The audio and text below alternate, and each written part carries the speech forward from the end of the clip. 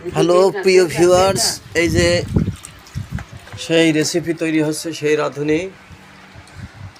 এখানে গরুর হাড্ডি পা, মানে ক্যালসিয়ামের যে ঘাটতি থাকলে যা আর হয় আর কি।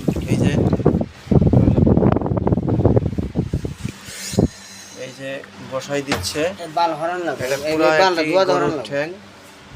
গরুর পুরা একটি ঠ্যাং।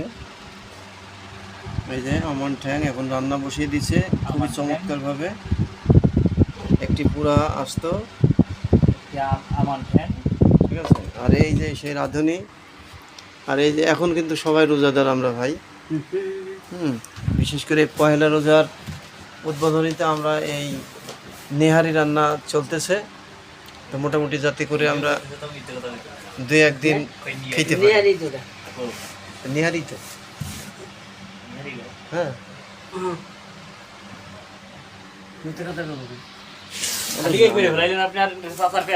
এই যে পেট বুক থাকেন আপনার রোজা রমজান মাস ভাই ভুলে হয়ে গেছে।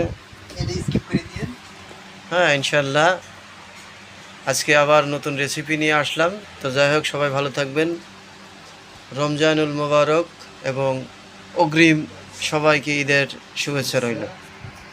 এই বলে আমি বিদায় নিয়ে আমি আজকে এই পর্যন্তই।